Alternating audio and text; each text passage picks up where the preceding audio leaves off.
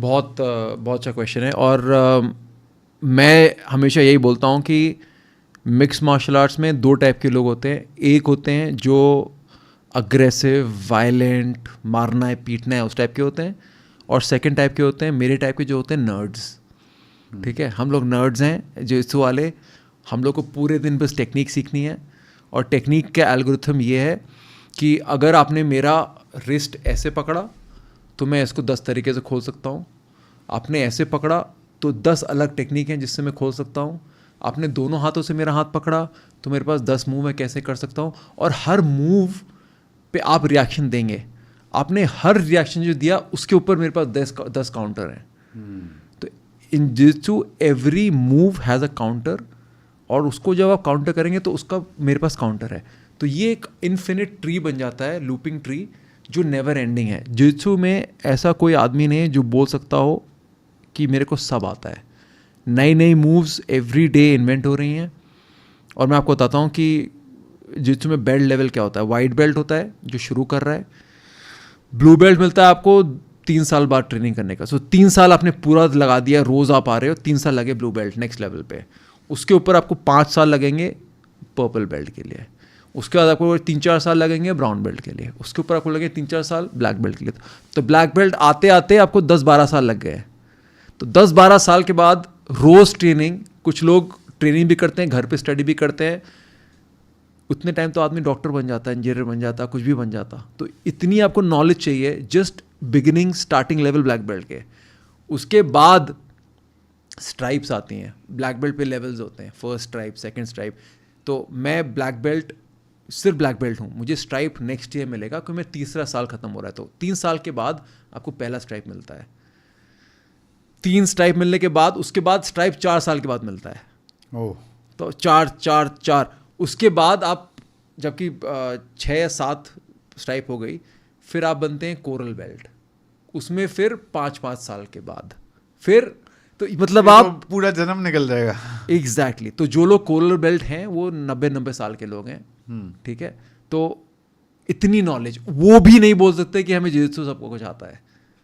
तो सोचो आप कितना कॉम्प्लिकेटेड स्पोर्ट है कि आप पूरा जीवन निकल गया, अभी भी आपको पूरा जित्सु समझ में नहीं आया, बिकॉज इतना कॉम्प्लिकेटेड चीज़ यार है। ये एक बहुत फैसिनेटिंग बात है इस स्पोर्ट के बारे में। और जब मैं भी पढ़ रहा था 60, 65, 70 और जैसे आपने कहा 90 ईयर्स के लोग भी एक्टिव स्पोर्ट्समैन है। वो कोच या सिर्फ थ्योरी लेवल पे नहीं है, वो एक्टिवली फाइट्स कर रहे हैं। तो वो कैसे, बॉडी स्ट्रेंथ का क्या, मतलब किस तरह से बॉडी स्ट्रेंथ कैसे बैलेंस होती है टेक्निक से? मैं आपको समझाता हूँ।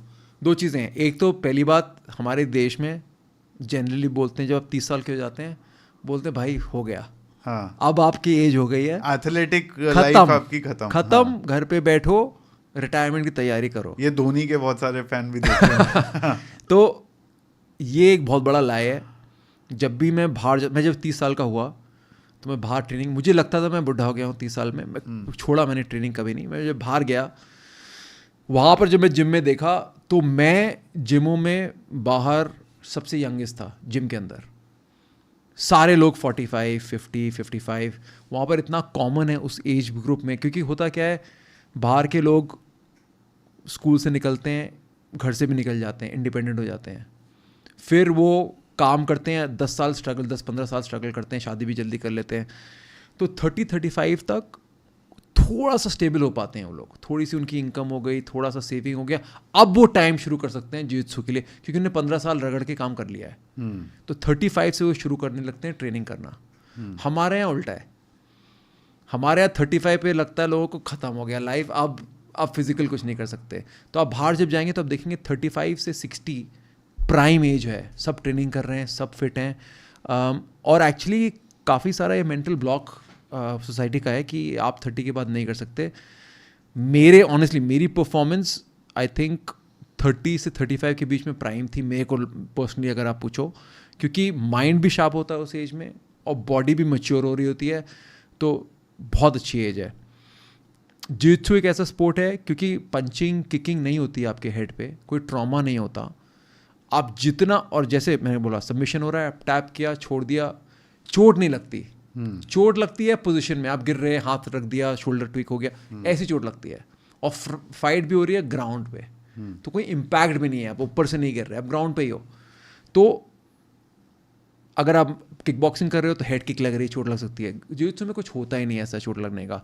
तो ये लो इम्पैक्ट स्पोर्ट है, काफ़ी सालों तक आदमी कर सकता है ये। जो एक दो पाइनियर्स जिनने जिu-jitsu शुरू किया, एक फैमिली है ग्रेसी फैमिली, उनके जो मेन एलियो ग्रेसी थे, जो ऑलमोस्ट उसको लोग गॉड फादर बोलते हैं जिu-jitsu का, क्रिएटर भी बोलते हैं कुछ लोग। वो 93 की एज में उनकी डेथ हुई, फ्राइडे को डेथ हुई, मंडे को स्पारिंग कर रहे थे। तो ये ऐसा स्पोर्ट है। और काफ़ी सारे मार्शल आर्ट इंडिया में ट्रेडिशनली है, आप जिम में जाते हो, मार्शल आर्ट मास्टर बैठे हुए हैं कुर्सी पे, लोग उनके पैर छू रहे हैं, वो चाय पी रहे हैं, आशीर्वाद दे रहे हैं, खुद स्पारिंग नहीं कर रहे।